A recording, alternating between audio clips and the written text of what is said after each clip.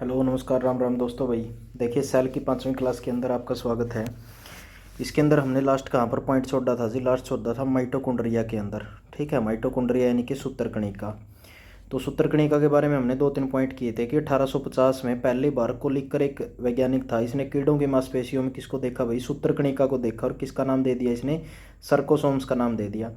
1886 में अल्टमैन ने क्या कर दी भाई? इसकी खोज कर दी। बेंडा ने 1897 में इसका नाम दे दिया। ठीक है भाई, आप याद रखना, खोज पे अगर बात आए तो अल्टमैन आपने करना है, नामकरण पे अगर बात आए तो आपने बेंडा करना है 1897 में। क्लियर है?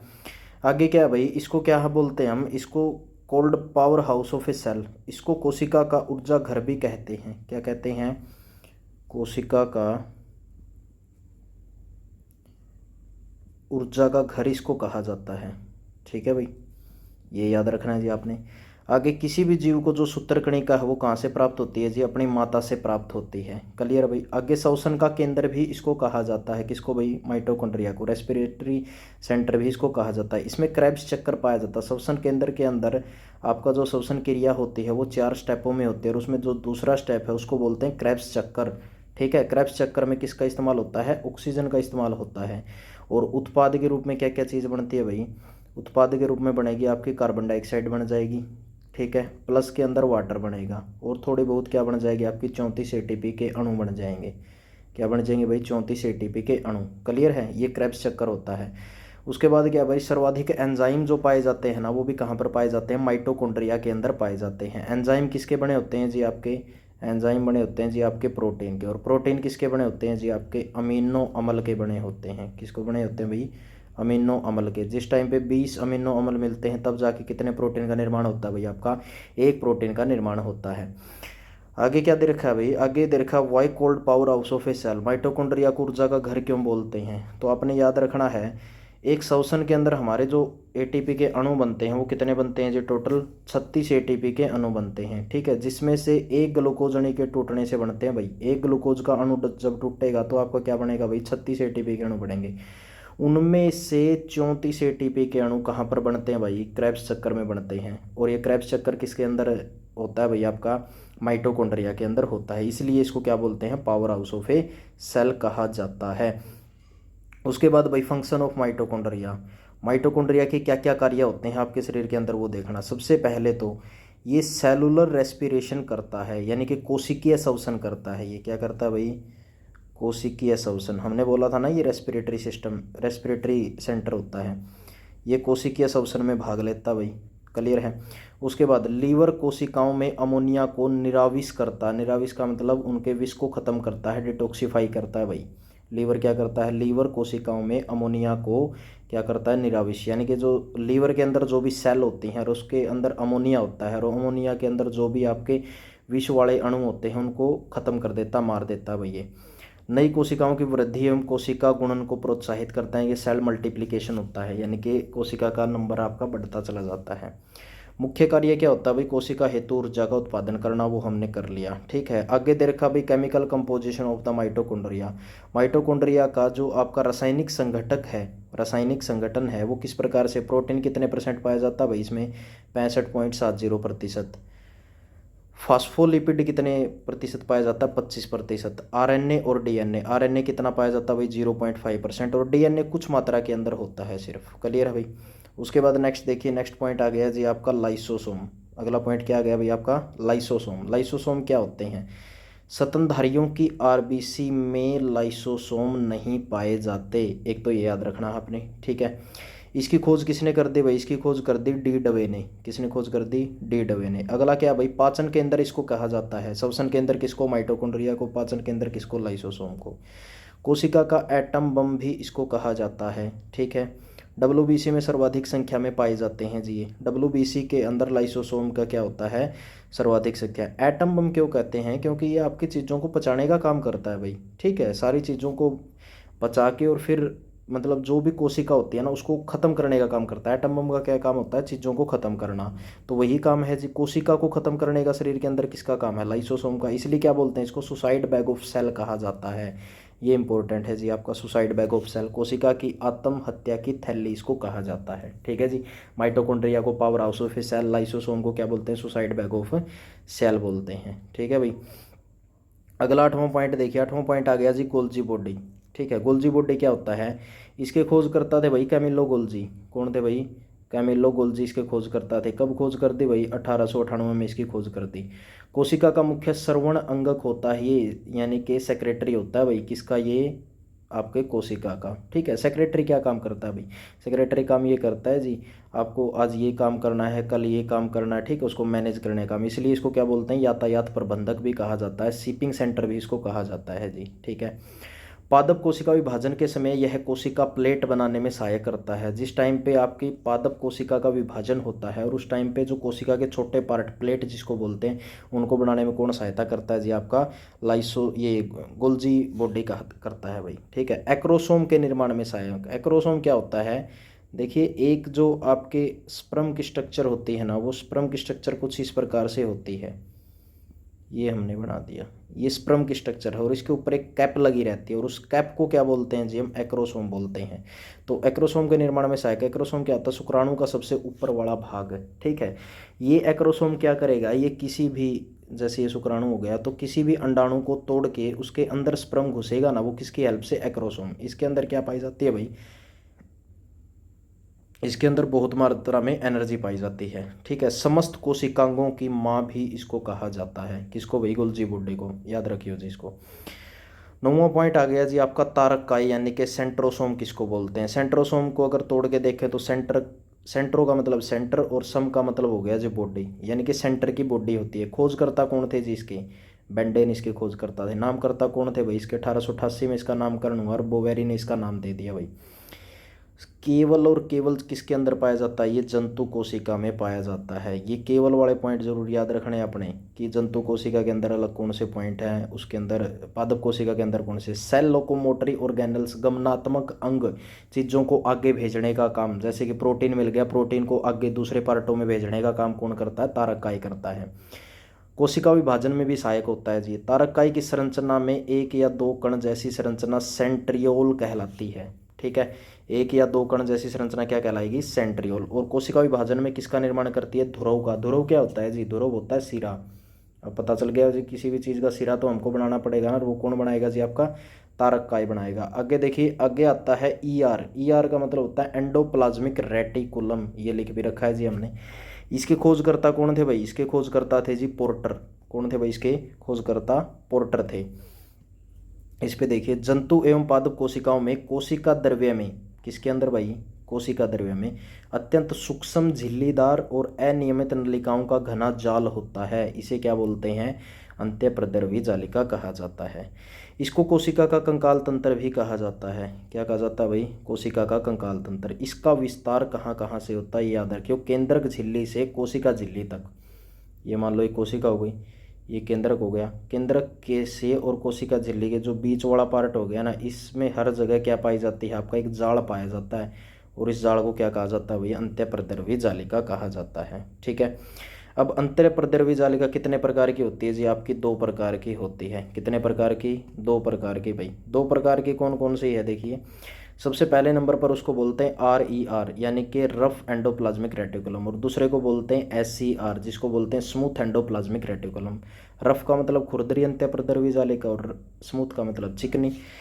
ये क्या क्या काम करते हैं भाई? देखिए, सबसे पहले तो इसमें राइबोसोम क्या होते हैं? उपस्थित होते हैं, यानी कि राइबोसोम क्या पाए जाते हैं भाई? इसके अंदर प्रेजेंट पाए जाते हैं। दूसरा क्या काम है इसका? मेन इंपॉर्टेंट, प्रोटीन निर्माण में सहायक होता है। आपसे पूछे कोशिका के अंदर प्रोटीन निर्माण में सहायक कौन होता है? तो RER होता है। इसके अंदर क्या होता है भाई? इसके अंदर राइबोसोम क्या पाया जाता है? एब्सेंट, यानी कि राइबोसोम नहीं होता। औषधियों का पाचन करता है भाई, ये इंपॉर्टेंट है जी आपका। लिपिड हो गया जी आपका, हार्मोन हो गया, और स्टीरोइड हो गया। स्टीरोइड क्या होता है भाई? आपका ग्रुप ऑफ हार्मोन होता है। ठीक है, के संश्लेषण में उपयोगी होती हैं ये चीज़। ठीक है, इसके अंदर इंपॉर्टेंट कौन सा? देखिए, इसके अंदर अगर राइबोसोम नहीं है ना, इसके अंदर अगर राइबोसोम नहीं है तो राइबोसोम न होने के कारण इसमें प्रोटीन का कहीं पर नाम नहीं है। यहाँ पर राइबोसोम था तो प्रोटीन निर्माण में सहायक है। इंपॉर्टेंट है जी औषधियों का पाचन। जो भी टैबलेट आप लेते हो वो कहाँ पर जाके डाइजेस्ट होती है? SCR के अंदर जाके डाइजेस्ट होती है। लिपिड होता है वसा भाई। लिपिड क्या होता है? वसा। हार्मोन्स आपको पता है। स्टीरोइड क्या होता है? ग्रुप ऑफ हार्मोन को स्टीरोइड कहते हैं। के संश्लेषण में बहुत उपयोगी है ये। ठीक है, आगे चलते हैं भाई। ER केंद्रक से कोशिका द्रव्य में आनुवंशिक पदार्थों को जाने का रास्ता देता है। आनुवंशिक पदार्थ कौन से होते हैं, जैसे कि फॉर एग्जांपल आपका DNA हो गया, ठीक है। DNA की सबसे छोटी इकाई कौन सी है, जीन सबसे छोटी इकाई है। यौगिका, ये कोशिका को यौगिक सहारा प्रदान करता है। यौगिक का मतलब होता है जो आंतरिक सहारा हो गया, ठीक है, आंतरिक सहारा इसको प्रदान करेगा। क्या करेगा भाई, आंतरिक सहारा। आंतरिक मतलब अंदर का सहारा। अब देखिए आगे, खिलाड़ियों के डोपिंग टेस्ट में रक्त में किसकी मात्रा जांच की जाती है भाई, स्टेरॉयड की। स्टेरॉयड यानी कि टेस्टोस्टेरोन हार्मोन का लेवल चेक किया जाता है भाई। अगर वो लेवल ज़्यादा है तो बंदे ने क्या ले रखा है, स्टेरॉयड ले रखा है।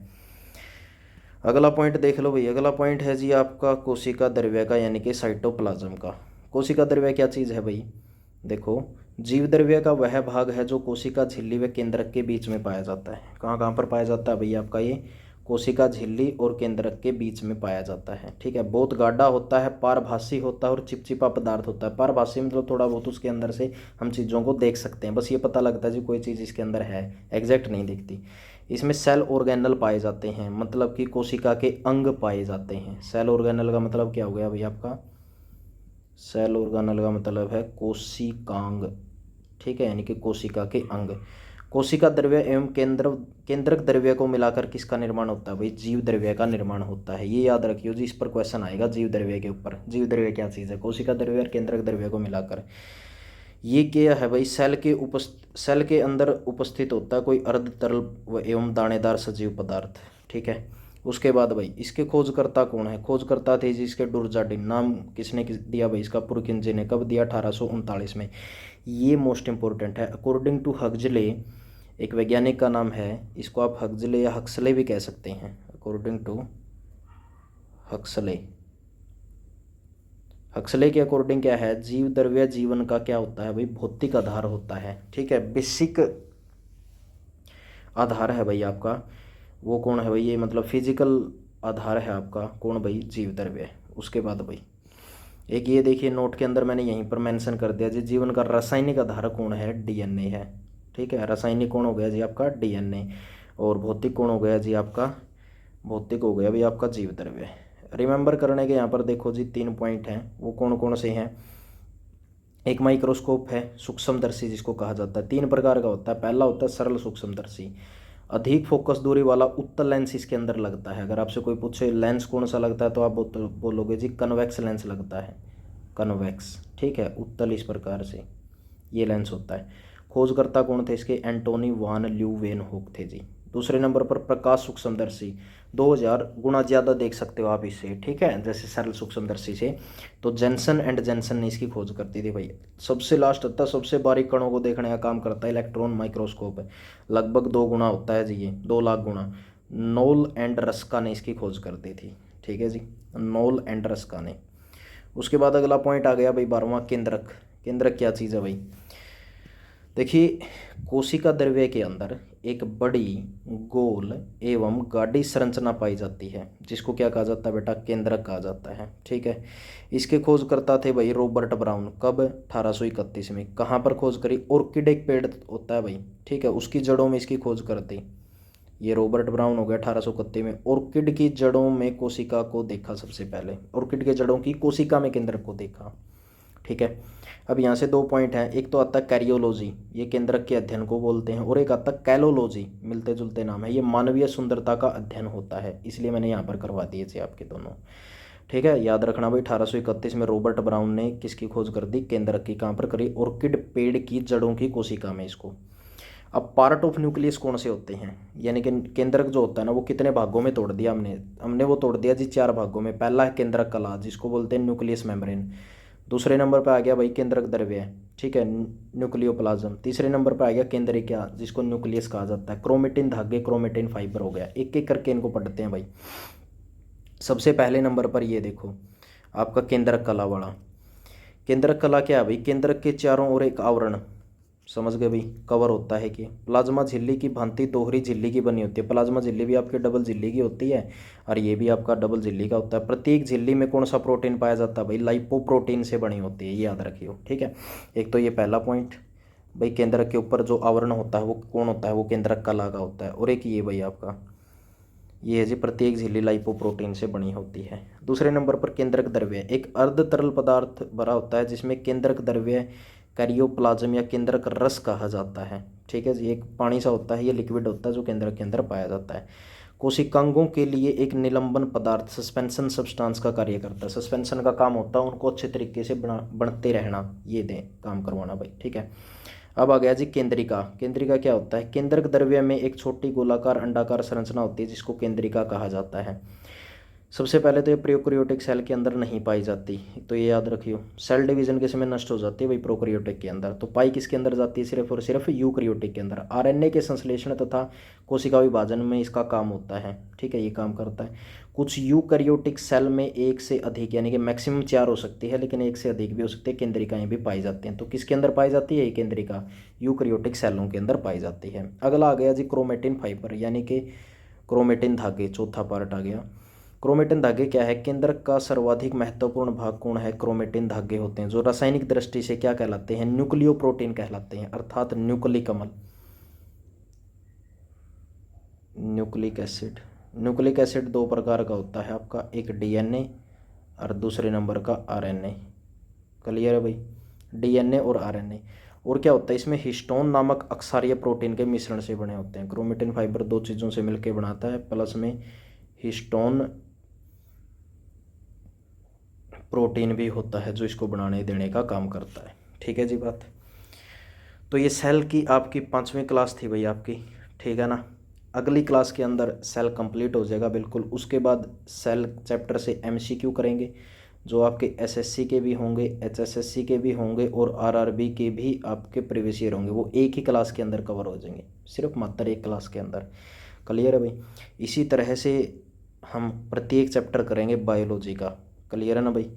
तो अगर वीडियो अच्छी लगे तो वीडियो को लाइक करें भाई, और वीडियो के नीचे कमेंट ज़रूर ड्रॉप करें भाई अपना। कमेंट में आपने क्या है भाई, वीडियो किस प्रकार की लगी है, कंटेंट आपको किस प्रकार का लगा है, ये सारी चीज़ें हैं। ठीक है, और शेयर करें भाई इसको, आपकी व्हाट्सएप स्टोरी पर लगाएं, फेसबुक पर शेयर करें। ठीक है भाई, थैंक यू वेरी मच भाई।